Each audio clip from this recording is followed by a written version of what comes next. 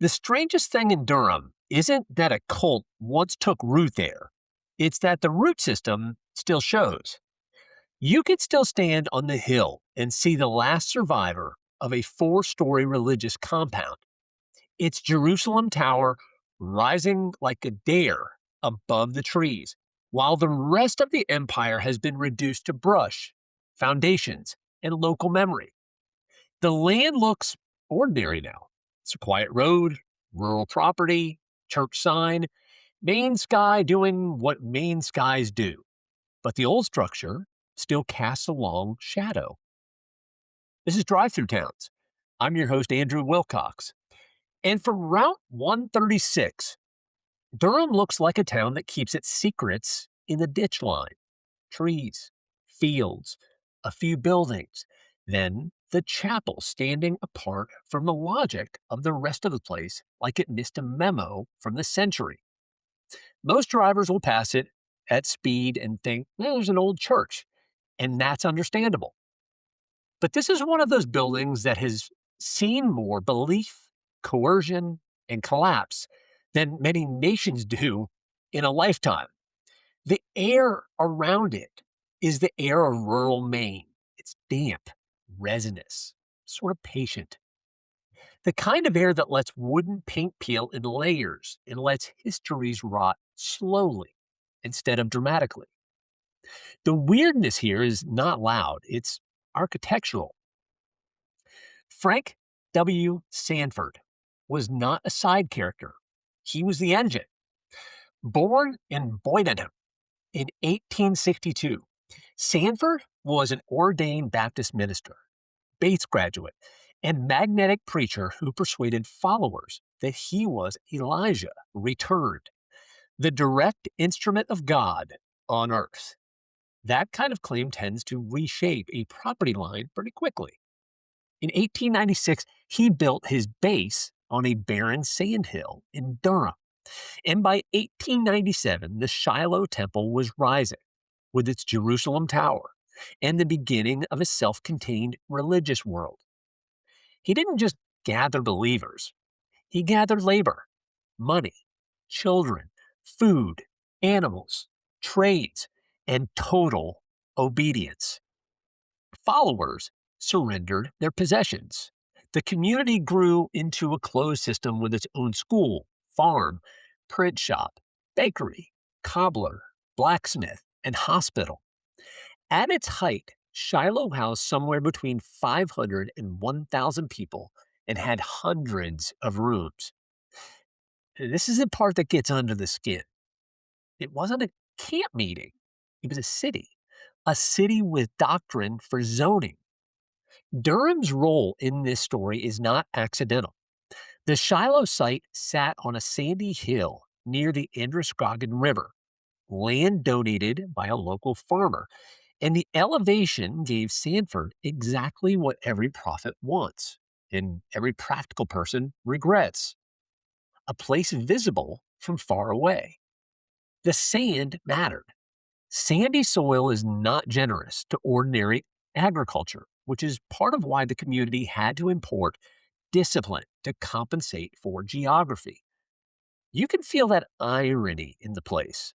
A spiritual fortress built on terrain that would rather be a beach than a kingdom. The hill gave Shiloh drama, but it also gave it hardship. And Sanford answered hardship the way zealots often do, by making everyone else harder. There's also the river. The Androscoggin nearby made Durham useful, reachable, and connected, but not in the romantic sense. This wasn't a wilderness retreat. It was a strategically placed hilltop near commerce and travel, close enough to the world that Sanford could recruit it, and high enough to pretend he was above it. Shiloh was an economy of devotion. People worked. They prayed in shifts, reportedly around the clock. They farmed, cut wood, made shoes, printed materials, raised children, and lived inside a system that treated surrender as a virtue and hunger as a spiritual exercise. The community owned enough land to function like a miniature state. And for a while, it did. The details are the most unsettling part.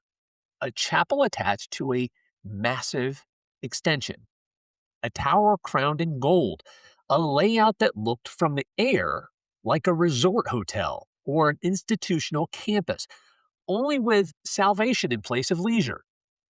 The physical scale was absurd, almost comic, until you remember that the point of scale was control.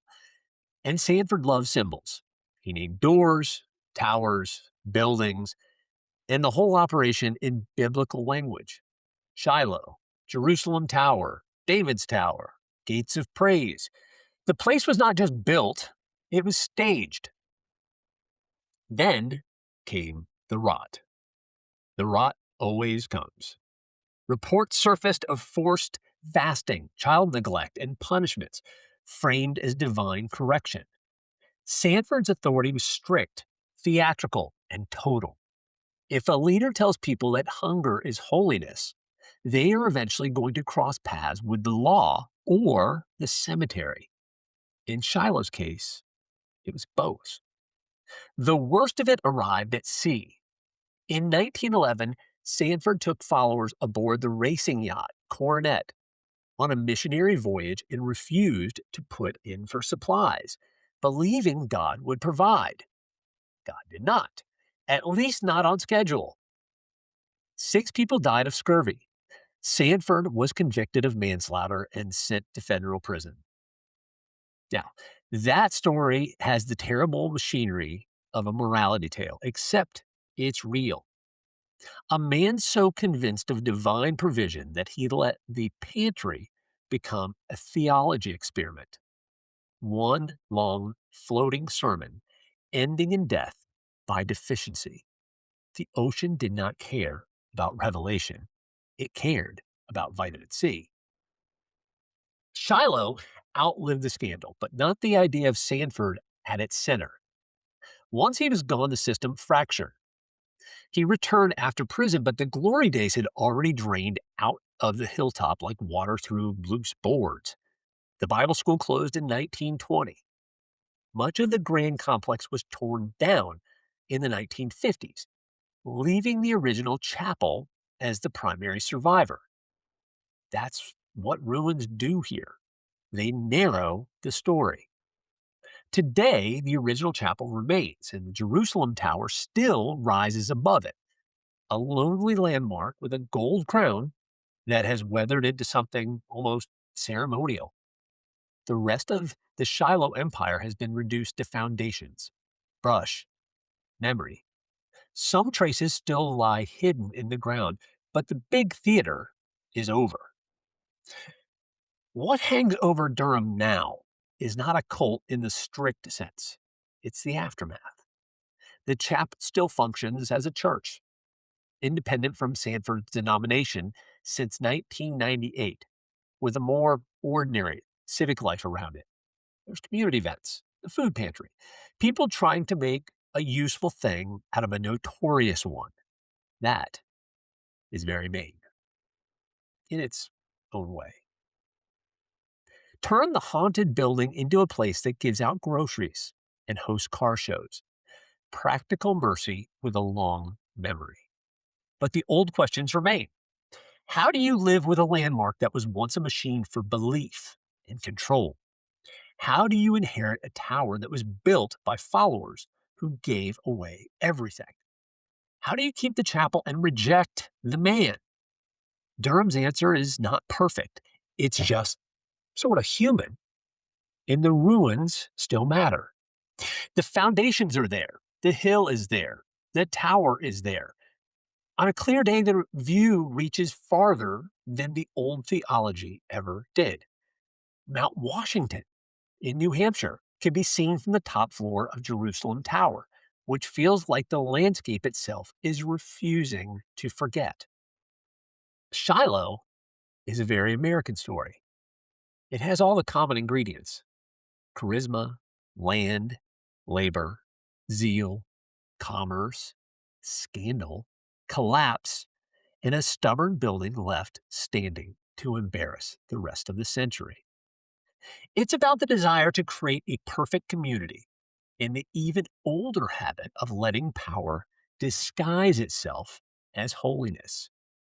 It's about how quickly a self made paradise can become a warning sign with a steeple. But it's also about the people who stayed, left, doubted, or survived it. The communities around these places don't just inherit ruins, they inherit the problem of interpretation. Is this history? Is it trauma? Heritage? A landmark? A cautionary tale? Usually the answer is all the above, and yes. So, if you drive through Durham and catch the chapel on the hill, don't treat it like a curiosity. It's a survivor. It's a scar. It's a tower built from certainty, standing over a town that moved on without fully escaping it. The rest of Shiloh has mostly gone back to earth, but the chapel remains, holding the silence the way old wood holds rain. And that is the last strange truth of the place. The man who promised heaven built something durable enough to outlive him. The hard part is deciding what exactly that means. This has been Drive-Thru Towns. I'm your host, Andrew Wilcox. Special thanks to Chloe Jones for providing our music. If you enjoyed this journey, please follow the podcast to stay updated on all our upcoming episodes. To keep the conversation going, you can connect with me on Instagram at 50 State Family. Find me on LinkedIn under Wilcox Legal, or reach out directly via email at wilcoxlegal@gmail.com. Thanks for tuning in, and I'll see you on the next road. 'Cause I was wandering free on an American dream, with a million things to see and do. But it's all good, I'm fine. Had the time of my life, 'cause I did it all. We